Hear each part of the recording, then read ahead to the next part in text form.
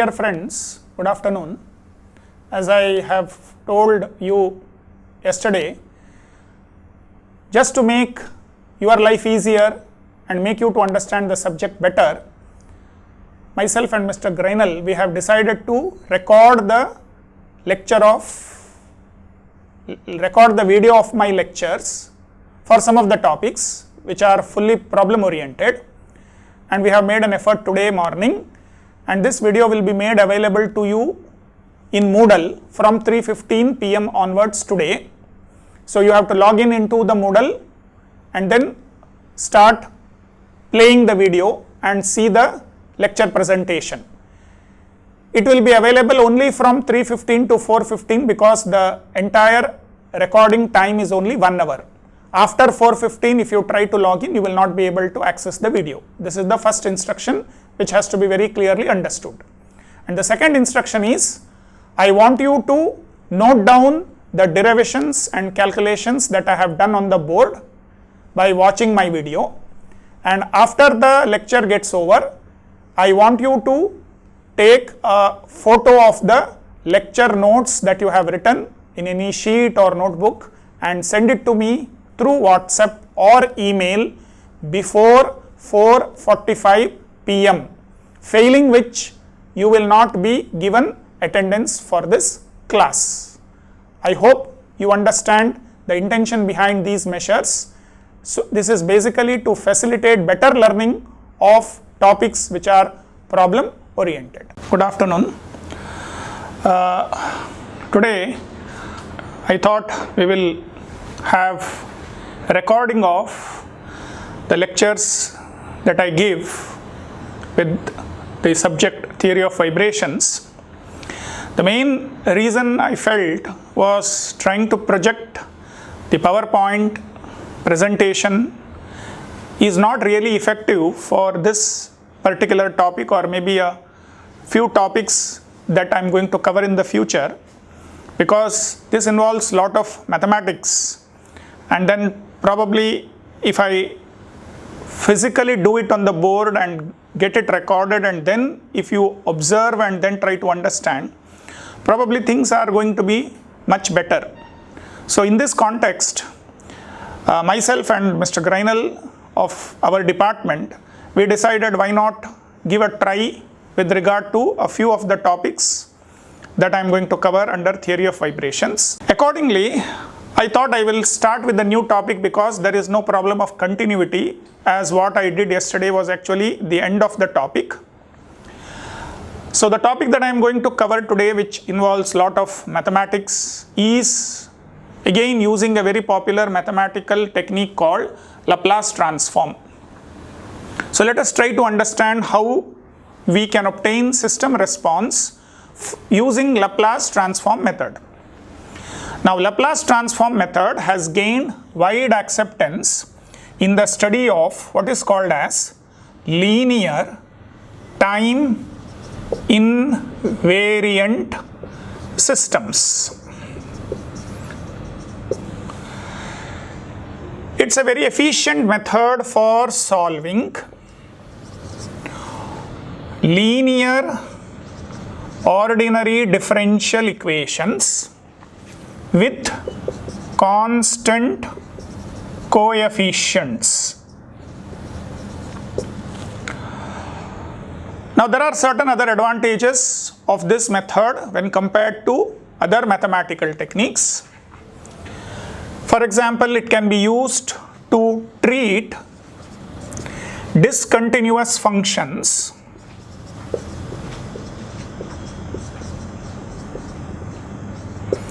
without particular difficulty.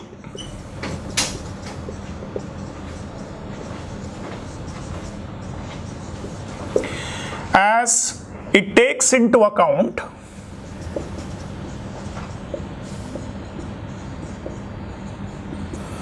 initial conditions automatically.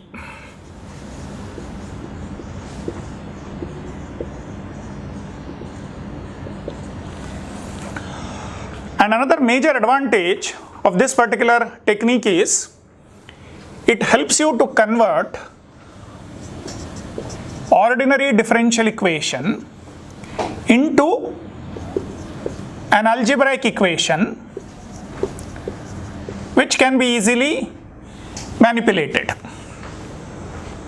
So before we try to apply this method for finding out the system response of a mechanical system, let us try to understand some fundamentals which we need when we try to solve problems or topics using Laplace transform. One-sided Laplace transform, I will use LT for Laplace transform of any function x of t can be written as L of x of t, which is equal to x bar s. That means when I apply Laplace transform, I am converting a time domain variable into a variable which is based on s. So that becomes x bar of s. Each textbook will follow a different convention for representing the variables, not really bothering about it. But one point is very clear, that Laplace transform converts t into s. E is given by the formula integral 0 to infinity e to the power of minus s of t x of t dt, where this s that I was talking about now is a complex quantity which is referred to as a subsidiary variable.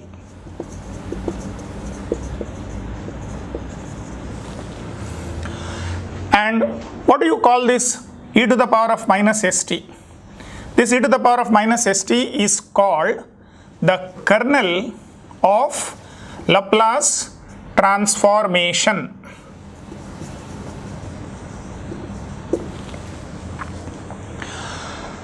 So this is the formula that we are supposed to use for finding out the Laplace transform of any variable.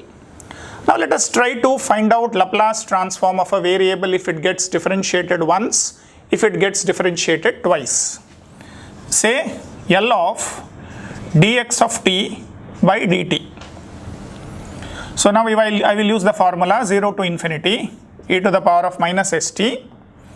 Instead of x of t, now I will write dx of t dt into dt as per the formula, which is equal to e to the power of minus st x of t within the limits 0 to infinity plus s into integral 0 to infinity e to the power of minus st x of t dt.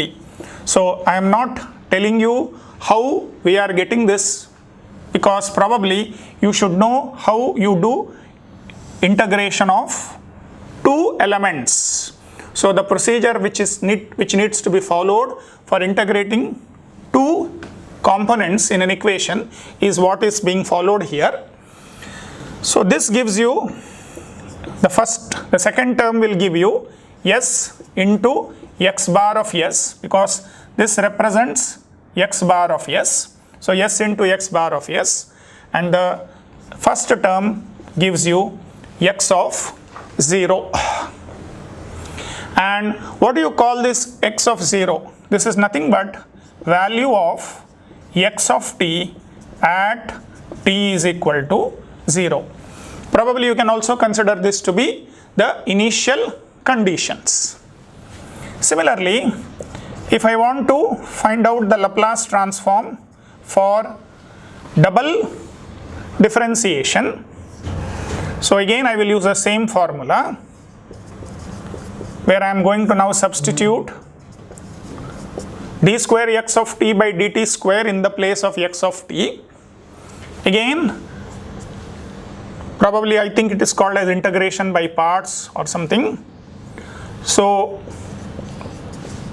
this is what I am going to get.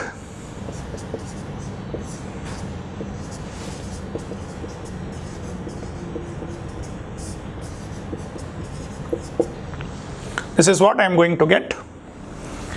and if I simplify this, I will get minus x dot of 0, because dx of t by dt is x dot minus x dot of 0. You can simplify this, you will get this, plus yes, L of, this is nothing but L of dx of t by dt, which gives minus x dot of 0 plus s into L of dx of t by dt we have already written here.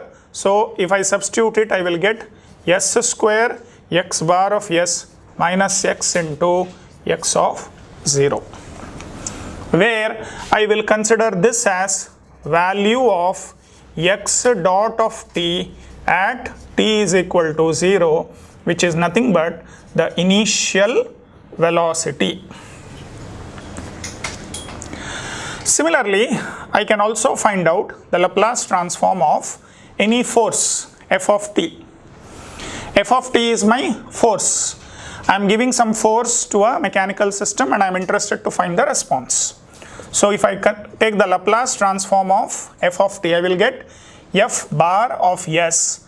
I will just substitute it into the formula e to the power of minus st f of t dt. So this is how I am going to determine the Laplace transform of the force f of t. So with this background, now let us try to look at the procedure for solving a vibration problem using Laplace transform. What is the procedure? This is a standard procedure which you can use for solving any problem using Laplace transform. And here we are more interested to find the system response, because our topic is transient vibrations. So if I am subjecting the mechanical system to any kind of excitation, how am I going to determine its response? So there are 4 standard steps which we need to follow. First one is write the equation of motion of the system. Step number 2, transform each term in the equation using initial conditions. So when I say transform, what I mean is apply Laplace transform to each of the term in the equation that you have written in the previous step. Step number 3, solve for the transformed response of the system. You have to solve the equation after you find the Laplace transform of each term in the equation.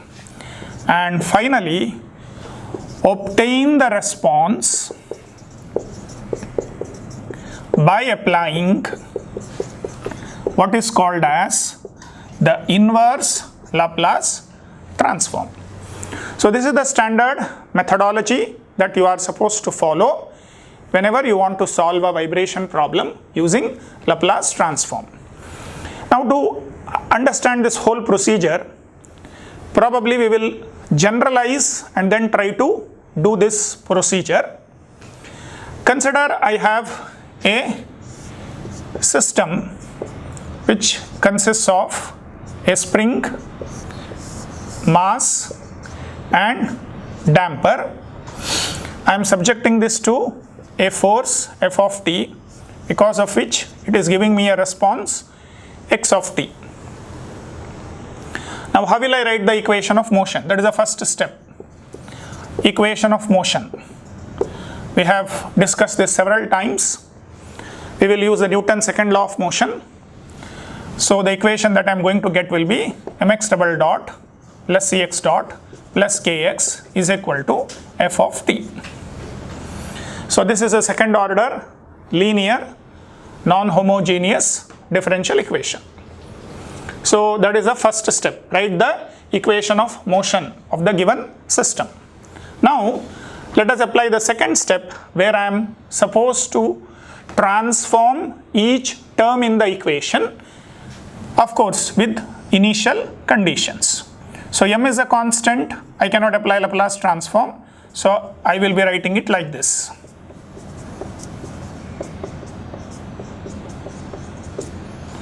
So I am applying Laplace transform to each of the terms. So it is preferable that you put a bracket, otherwise you will get confused and presume that L is also a variable. So now for Lx double dot we have already written the equation. What is Lx double dot? L d square x by dt square. Laplace transform of d square x by dt square, we have already written it in the previous derivation that I wrote. So I am directly writing it here.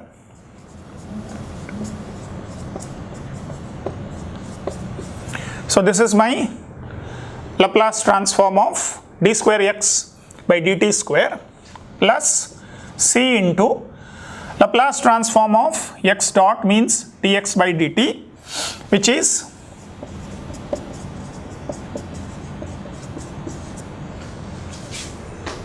then Laplace transform of x is simply x bar of s, and Laplace transform of f of t is f bar of s.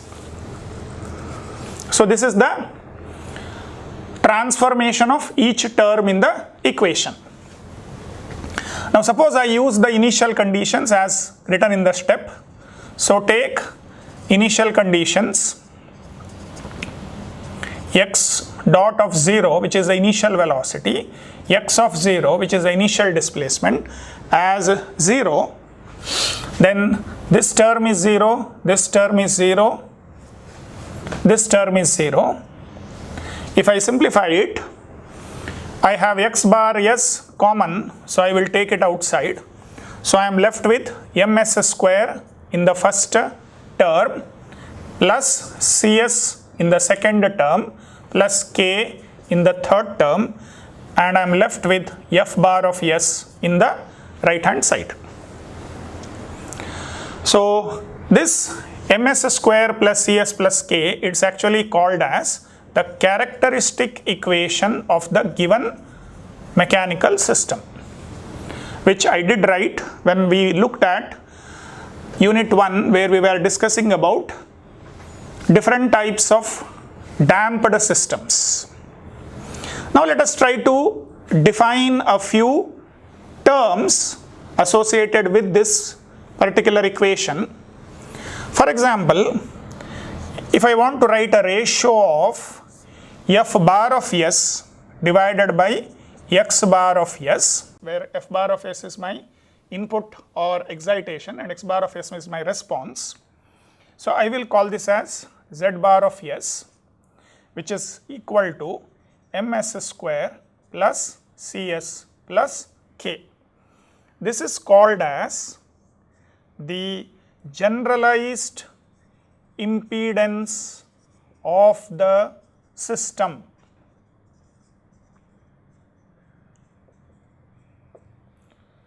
So this z bar of s, which is equal to ms square plus cs plus k, is called as the generalized impedance of the system. So let us continue and look at another very important function, which is called as the transfer function or system function. So this is nothing but, if you by any chance have studied control engineering, you would know that the definition of transfer function is Laplace transform of the output to the Laplace transform of the input with zero initial conditions. So with respect to the derivation that we did earlier, which is the generalized impedance of the system, we simply have to take the inverse of this to get the transfer function, which is represented as y bar of s, which is 1 divided by z bar of s, which is equal to x bar of s by f bar of s, which is equal to 1 divided by ms square plus cs plus k. So this is the expression for the transfer function of the given mechanical system. As I keep telling in the class, whenever we are dealing with vibrations of mechanical systems, we have to use only two variables. One is the natural frequency, another is a damping ratio. So now let us try to write this in terms of natural frequency and damping ratio. I will take m outside of this expression. It becomes s square plus c by m. We have already derived this. C by m is nothing but 2 zeta omega n into s plus k divided by m is nothing but omega n square. So this is the expression for transfer function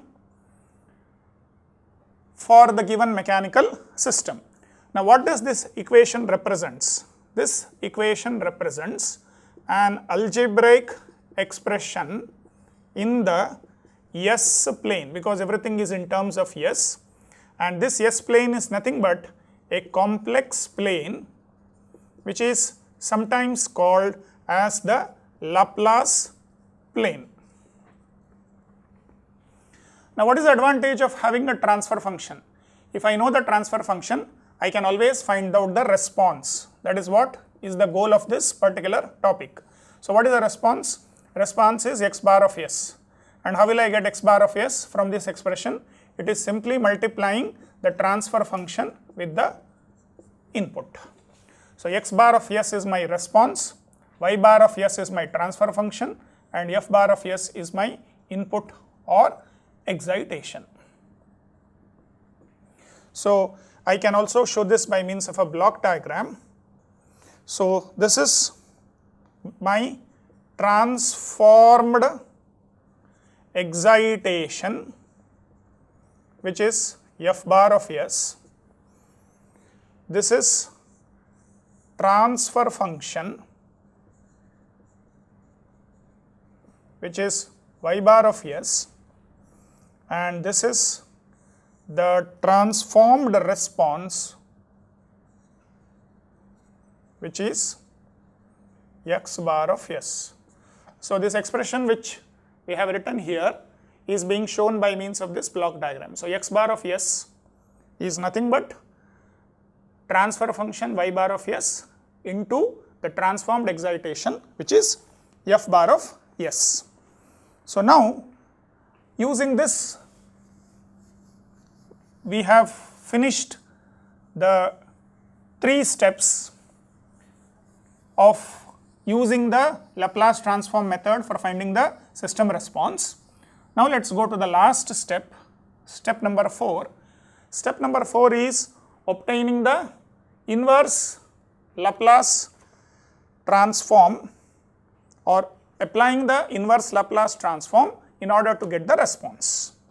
So now I am going to take inverse Laplace transform for equation 1.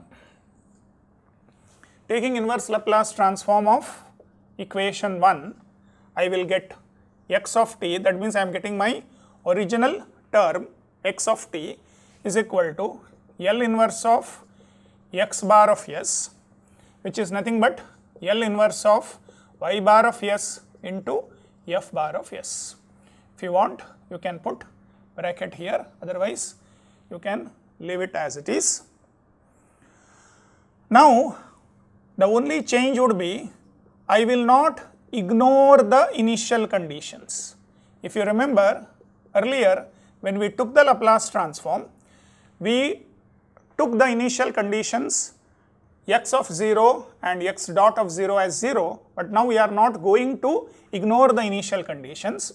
We are going to write the initial conditions like this. The initial velocity would be x0 and the initial displacement would be x of 0 and the initial velocity would be x0 dot. So again, going back to the equation that we wrote for x bar of s, I am writing the complete equation, which is f bar of s plus m of x dot of 0 plus ms plus c into x of 0 divided by m s square plus cs plus k. Now if you ask me how I am writing this equation, the only change that took place earlier was I took x dot of 0 as 0, so this term became 0. Similarly, I took x of 0 as 0, so this term got 0, and I was left with only f bar of s in the numerator. But now I am writing the complete expression because I am not ignoring the initial conditions. So now I will separate this into individual terms like this. This is my first term corresponding to f bar of s. Then m into x dot of 0, I am going to write it as x0 dot divided by ms square plus cs plus k. This is my second term, plus ms plus c into x0 divided by ms square plus cs plus k. This is my third term. So I am splitting this total equation into 3 individual terms. Why am I doing this is, it becomes easy for me to apply the inverse Laplace transform. Again, let us do some simplifications here. I will take m outside here. I am left with s square. C divided by m, I have already told you it is 2 zeta omega n s, plus k divided by m is omega n square, plus x0 dot. Here I have a m, and if I take m outside like what I have done here, this m and this m would get cancelled. So I would be left with s square cs plus c by m into s plus k by m, which is nothing but s square plus 2 zeta omega ns plus omega n square. Plus again I will take m outside here. This becomes s plus c by m would be 2 zeta omega n into x naught divided by, again I will take m outside, I am left with this term in the denominator where this m and this m gets cancelled. So I am now left with x bar of s is equal to f bar of s divided by this denominator x dot of 0 plus, divided by this denominator, plus s plus 2 zeta omega n into x naught divided by this denominator. Now I want to apply the inverse Laplace transform. For that I will use this standard formula which I am now writing.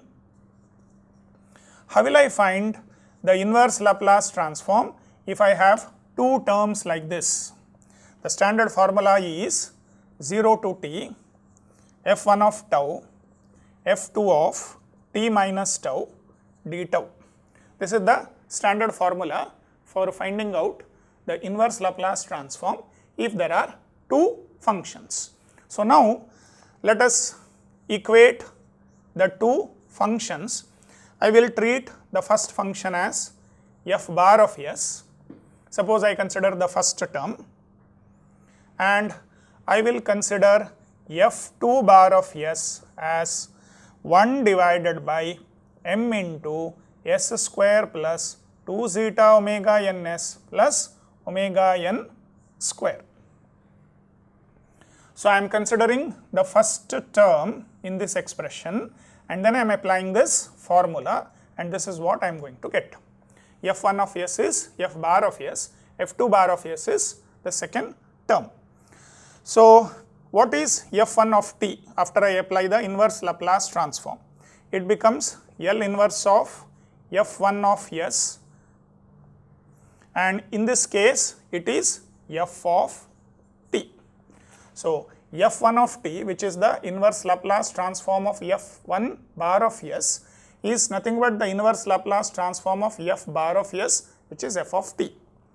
And similarly f2 of t would be L inverse of f2 bar of s, which is nothing but L inverse of f2 bar of s is 1 divided by m into s square plus 2 zeta omega ns plus omega n square, Now there is a standard formula for this.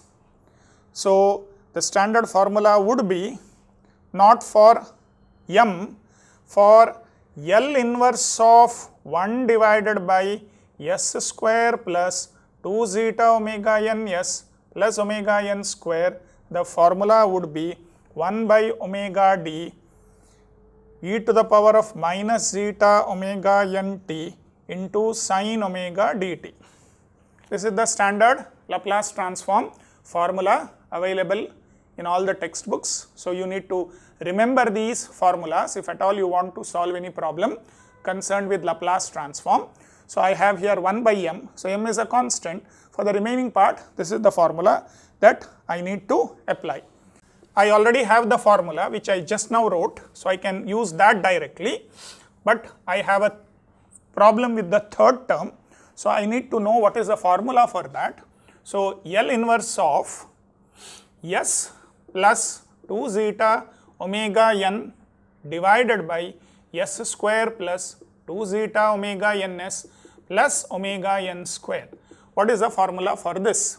The formula for this is 1 by square root of 1 minus zeta square e to the power of minus zeta omega nt sin omega d t plus phi 1, where phi 1 is equal to cos inverse of zeta. This is the standard formula which you need to remember or by heart, so that you can substitute appropriately in the given equation. So now I have the formula for the first term, I have the formula for the second term, I have the formula for the third term. So now I am going to apply inverse Laplace transform for x bar of s, so that I can get the expression for x of t. So L inverse of x bar of s gives me x of t. And what is x of t? If I consider the first term, there are two terms here, and I have explained what each term is, but I need to use this formula because there are two terms here, and when I apply this formula, considering f1 of s or f1 bar of s as this, f2 bar s as this, corresponding Laplace inverse Laplace transforms which has already been written, I will get 1 divided by m. This m is a constant, will remain as it is. Then I am going to apply the formula omega d, 1 by omega d. Then I am going to use this formula from which I can write integral 0 to t, f1 of tau would be now f of tau, and f2 of t minus tau would be this term here, which is e to the power of minus zeta omega n t minus tau sin omega d t minus tau d tau. So now I have written the expression for the first term in this equation. Now I am left with the second term. So formula for 1 by s square plus 2 zeta omega n s plus omega n square remains the same. Only thing is I have x0 dot, so I am going to write it as it is because it is initial velocity, so it will not change. So x0 dot divided by this omega d into e to the power of minus zeta omega nt sin omega dt. This is the expression for inverse Laplace transform of the second term. Now I am left with the third term, where I have x naught, which is the initial condition. I am going to write it as it is.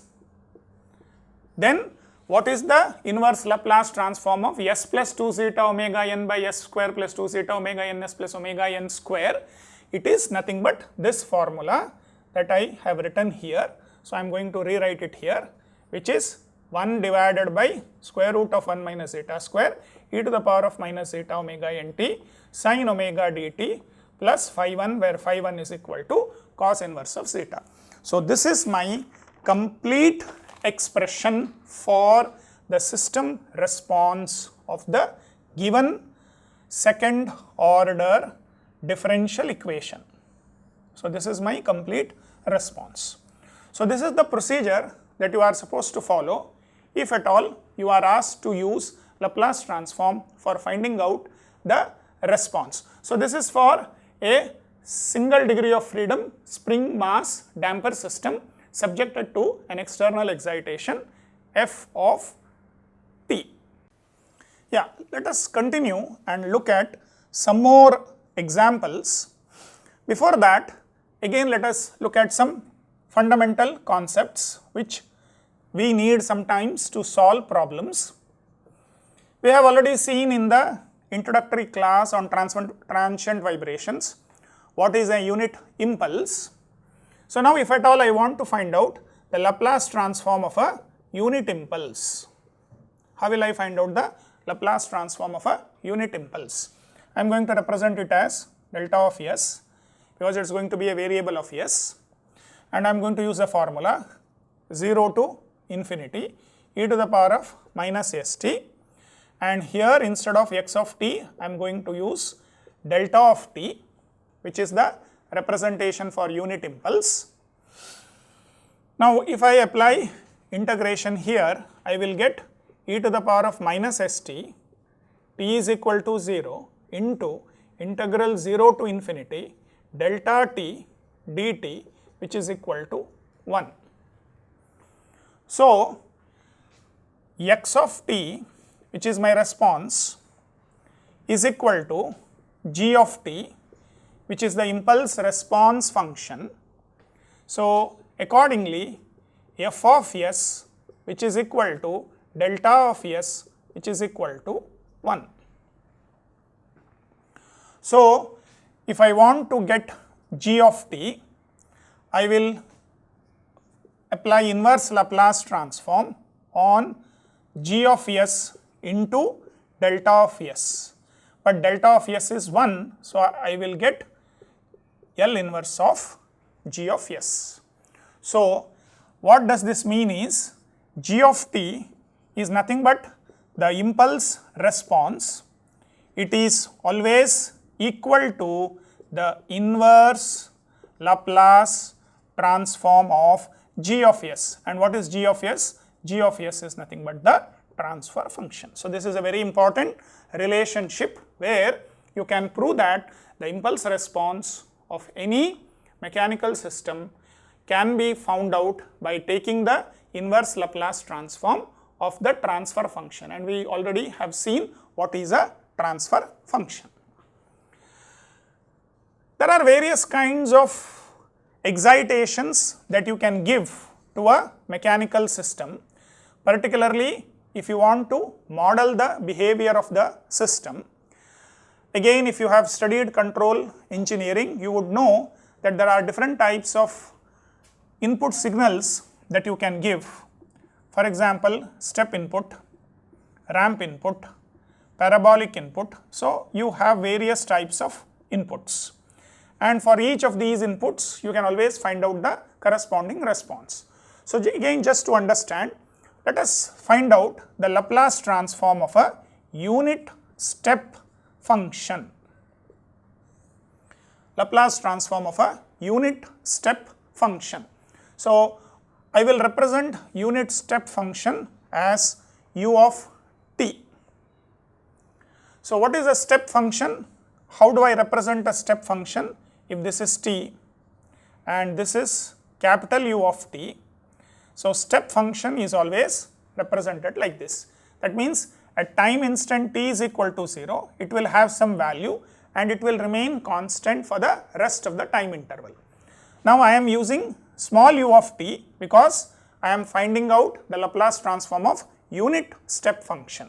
So I will again represent this as u of s, small u of s, is equal to integral 0 to infinity e to the power of minus st. Now I am using the formula, and here instead of x of t I am going to substitute u of t, which is nothing but integral 0 to infinity e to the power of minus st. If this is, now I showed you for step function, now if this is unit step function, then this value will always be 1 because unit means 1. So this value will be 1. So here u of t will be 1. So 1 into dt is dt. So I can always find out the integration of this, which is e to the power of minus st by minus s varying between 0 to infinity. If I simplify, I will always get the value as 1 by s. So that means if I want to find the step response, what should I do? I should find out the inverse Laplace transform of g of s into u of s, which is nothing but L inverse of g of s. But what is u of s? U of s, we have proved it as 1 by s, so it becomes L inverse of g of s by s. That means if I want to find out the step response, I need to divide the transfer function by s variable and then take its inverse Laplace transform, which will directly give me the value of step response. So let us try to solve a problem. This will give you an idea as to how you have to attempt solving problems using Laplace transform method. So the question is, derive the response of an undamped single degree of freedom system which is subjected to a sawtooth pulse. And this diagram that is drawn here shows a sawtooth pulse. So it is like a sawtooth. If you look at this portion, this represents a sawtooth. So if I am subjecting an undamped single degree of freedom system to a force which is in the form of this sawtooth pulse, what is going to be its response? So that is a question. So force is 0 at time 0 and force becomes maximum and it achieves a value of f naught for time t naught. So first we need to write an expression for this, or write an expression for representing this particular behavior. So this can be derived or written using some basic knowledge or fundamental knowledge. So I will write this as f naught into t by t naught. F naught into t by t naught. This is for the time interval 0 less than t less than t naught. Because for any value greater than t naught, the corresponding force is 0. So now if you want to verify, you can see f naught is constant, t naught is constant, only t is varying. When t is 0, ft is 0. When t is t naught, for your understanding, I will just write it. When t is 0, ft is 0, which is proved here. Similarly, if I substitute t as t naught, which is a limiting value, I have to substitute here t naught. This t naught gets cancelled. So f naught, which is the value which is shown here. I hope you understand the meaning of this particular expression. So now first I have to follow the step. What is the step? Write the equation of motion for the given undamped single degree of freedom system. Undamped means zeta is 0, c is 0. So the expression simply reduces to mx double dot plus kx is equal to f of t. I hope you understand, because earlier we wrote it as mx double dot plus cx dot plus kx is equal to f of t, but now it is mx double dot plus kx is equal to f of t. So this is the first step. Second step, take Laplace transform on both the sides of this equation. So which is m into L of x double dot plus k into L of x is equal to L of f of t. Again, already this has been explained, so I am not going to explain it again. I am going to directly write the expression. What is the Laplace transform of x double dot? So the expression would be what I am writing now, plus L of x would be x bar of s, and L of f of t is f bar of s. Now again, to simplify, I will assume the initial conditions x dot of 0, x of 0 as a 0. So this term becomes 0, this term becomes 0. So I am left with ms square only. So I will write the final expression ms square for the first term, k for the second term, which is equal to f bar of s. Or I will now write the expression for the transfer function, which is y bar of s, which is equal to x bar of s by f bar of s, which is equal to 1 divided by ms square plus k. Again, I want to write it in the standard form. I will take m outside. So I am left with s square, and k divided by m is nothing but omega n square. So now I have applied the second step. I have converted the differential equation into an equation which is in the Laplace domain.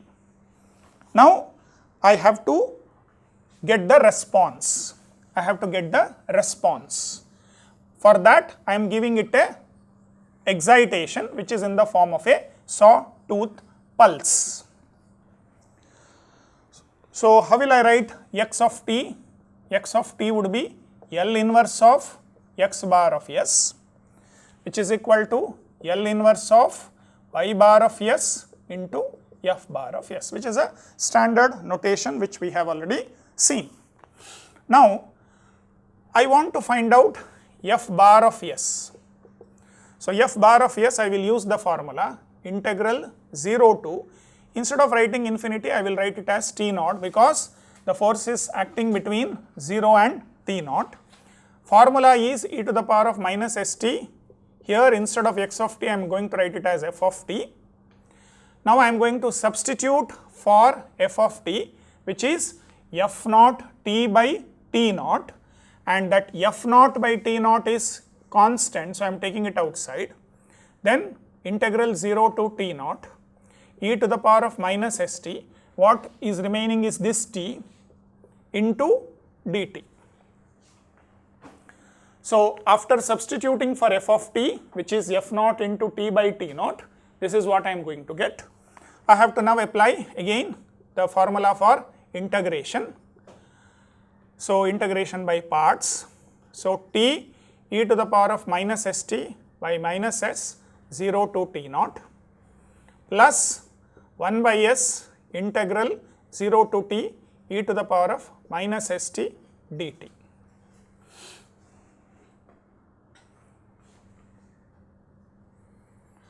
So this is how I am going to solve this. So I can further solve this like this: f naught by t naught minus e to the power of minus st naught t naught by s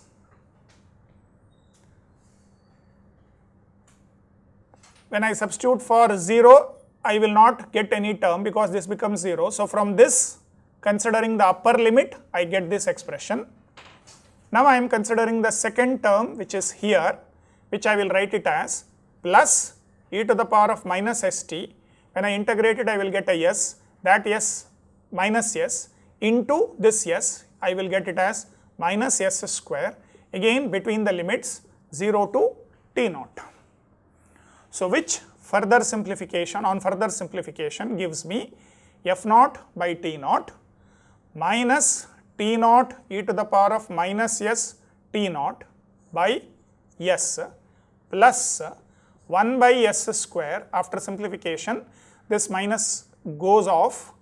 So I am going to substitute for 0, for which I will get a 1 minus e to the power of minus s t naught. So this is the expression for f bar of s. This is the expression for f bar of s. So this is a simple integration procedure that we have applied to get this expression. So now I need to know certain other standard Laplace transforms formula, which I am going to write here. First formula is, what is the inverse Laplace transform for 1 divided by s into s square plus omega n square. Standard formula is 1 by omega n square into 1 minus cos omega n t, which needs to be remembered. Similarly, L inverse of 1 divided by s square into s square plus omega n square. Inverse Laplace transform for this will be 1 by omega n cube into omega nt minus sin omega nt. So these are the two standard formulas which we now need for solving this problem.